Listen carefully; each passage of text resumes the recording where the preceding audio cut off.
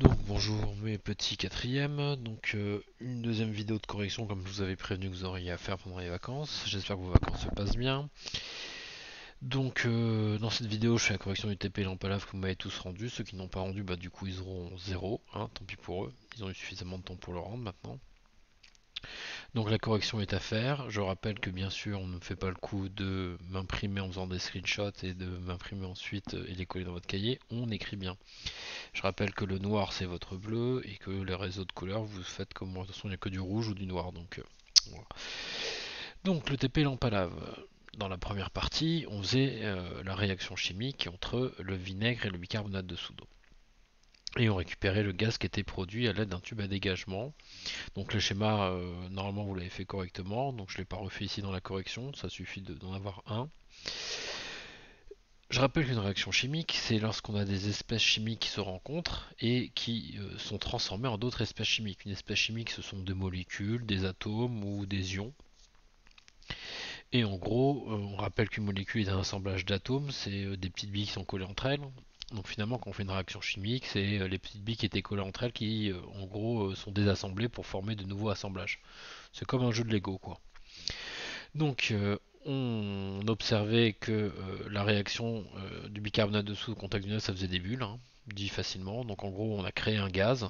C'était visible grâce aux bulles et aussi par le fait que dans le tube à essai qu'on avait mis à l'envers, rempli d'eau, il s'était rempli rapidement de gaz.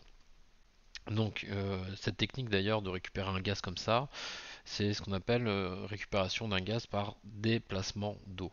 Ce qui permet d'être sûr à 100% que le gaz qui est à l'intérieur de mon tube à essai vient bien de ma réaction chimique et que c'est pas de l'air qui a été mis dedans. Et donc je suis sûr que le gaz, c'est bien le gaz qui a été produit lors de la réaction.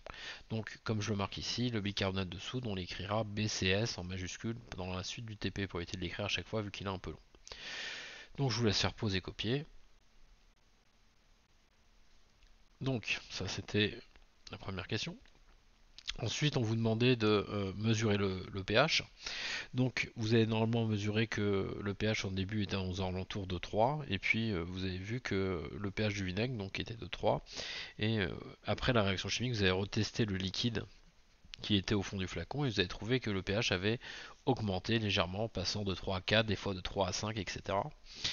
Donc, le pH a augmenté. Quand le pH augmente, on rappelle que ça veut dire que l'acidité a diminué par contre. Et donc quand l'acidité a diminué, c'est-à-dire qu'il y a moins d'acide. L'acide c'est H+, c'est un ion qu'on verra l'année prochaine, que vous verrez l'année prochaine avec votre professeur de physique. C'est un ion et donc il est responsable de l'acidité. Ça veut donc dire que puisque l'acide a disparu, ça veut dire qu'il a réagi, qui a été transformé en autre chose. Donc ça fait partie des réactifs. C'est donc l'espèce chimique du vinaigre qui a réagi. Parce que dans le vinaigre, vous avez plein de choses, majoritairement de l'eau, mais vous avez donc du H+, et d'autres espèces chimiques qui sont dedans. Donc là, celle qui nous intéressait, c'était l'acide qui lui a disparu. Donc ça c'était le côté du pH. Ensuite, on avait aussi testé le gaz qui était présent dans le tube à essai avec l'eau de chaud. Et ça, c'est à connaître par cœur. Vous êtes censé savoir que l'eau de chaud, et l'eau de chaud avec un X, c'est H-A-U-X, hein, pas de l'eau chaude, hein, on ne fait pas du thé. L'eau de chaud se trouble et devient blanche au contact du dioxyde de carbone. Et donc, ça prouvait donc que on avait créé lors de la réaction du dioxyde de carbone. Et donc, on vous demandait de répondre à cette question en précisant bien sûr que d'abord, qu'est-ce qu'on observe, que l'eau de chaud s'est troublée et qu'elle est devenue blanche, et ensuite on en déduit quoi, que c'était du dioxyde de carbone. Donc je vais faire poser copier. Pardon. Voilà. Donc, si je récapitule, j'ai pris du bicarbonate de soude, je l'ai mis dans le vinaigre, ça a réagi. Donc, l'un de mes réactifs c'est le bicarbonate de soude et l'autre réactif c'est le vinaigre. On peut être plus précis, maintenant qu'on a vu que c'est l'acide présent dans le vinaigre qui a réagi, on peut dire que c'est l'acide et le bicarbonate de soude qui sont les réactifs. Donc, je les ai mis ici. Je sais pas si vous voyez ma souris, ici j'ai mis acide et bicarbonate de soude. Au départ, c'est ce qu'on a au départ, donc on le met à gauche de la flèche. La flèche symbolise le fait que ça se transforme en autre chose. Et donc on nous dit dans le texte de la question 5 qu'on a obtenu aussi de l'eau qui est fabriquée lors de cette réaction chimique. Et on a aussi identifié le gaz, le dioxyde de carbone. Et puis c'est tout. Ça c'est mes deux produit. Réactif, c'est ce que j'ai au départ, produit, c'est ce que j'ai à la fin. Alors attention, hein, là j'ai que 2 produits, mais je pourrais en avoir qu'un, je pourrais en avoir 3. Le nombre, c'est pas forcément 2 donne 2, hein, ça peut être différent. Donc ça, c'était l'équation bilan.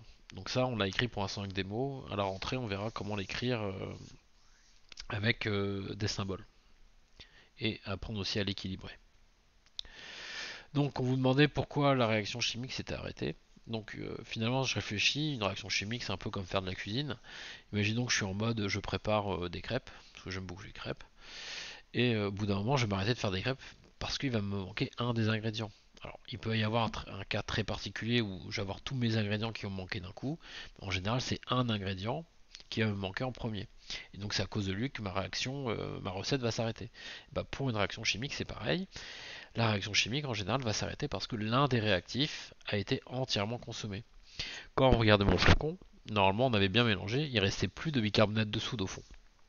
Donc ça voulait dire qu'il avait entièrement réagi. Et donc le réactif limitant ici, c'était le bicarbonate de soude. On aurait pu simplement vérifier cette hypothèse en rajoutant de nouveau un petit peu de bicarbonate de soude et vous auriez vu instantanément de nouveau du gaz de créer et des bulles, etc. Et donc ça aurait bien justifié que c'était le bicarbonate de soude ici qui était le réactif qui avait bloqué la réaction dû au fait qu'il avait entièrement disparu. Donc je vous laisse faire poser copier. Ensuite, la question sur les liquides miscibles. Alors attention, miscible, ça veut dire que je prends deux liquides, je les force à se mélanger, et en ayant attendu un petit peu, au bout d'un moment, s'ils sont miscibles, je vois qu'un seul liquide. S'ils sont non miscibles, ils vont de nouveau se séparer. Alors par exemple, quand on mélange de l'eau et de l'huile, on peut les forcer quand on fait une vinaigrette à se mélanger, par exemple avec le vinaigre et l'huile, mais très rapidement, si vous attendez un petit peu de temps, ça va se séparer de nouveau. Donc miscible, ça se mélange avec un seul liquide, non miscible, ça ne se mélange pas. Donc typiquement les liquides miscibles c'était ici le vinaigre et le colorant, parce que quand vous mettez du colorant dans le vinaigre, il devient d'une certaine couleur. Et les liquides non miscibles c'était d'une part l'huile et le vinaigre, et le colorant et l'huile, qui étaient aussi non miscibles. Donc ils se séparaient, on n'arrive pas à les mélanger ensemble. Donc je vous laisse faire pause et copier à la fin.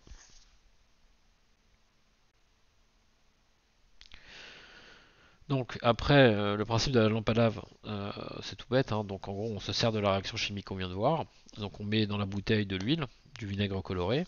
Donc par notion de densité, attention, hein, je dis bien, je parle pas de lourd et léger, je parle bien de densité. L'huile reste en haut et le vinaigre et le colorant sont en bas. Ensuite, on rajoute du bicarbonate de soude qui tombe au fond. Et au contact du vinaigre, on a donc la réaction qui crée le gaz qui a lieu. Le gaz, en partant du vinaigre, embarque des gouttes de vinaigre avec lui, qui sont donc colorées, et puis passe à travers l'huile, et donc ça fait un effet un peu scellé de la lampe à lave. Puis au bout d'un moment, ce vinaigre retombe au fond, etc. Et ça continue en boucle, etc. jusqu'à ce que la réaction s'arrête. Donc une fois de plus, la réaction s'arrêtera pour deux causes. Soit on n'a plus de bicarbonate de soude, soit tout l'acide qui était présent dans le vinaigre a disparu, et donc dans ce cas-là, la réaction s'arrêtera. Donc je vous laisse faire pause maintenant pour copier la dernière partie. Et puis je vous souhaite de bonnes fins de vacances et à très bientôt.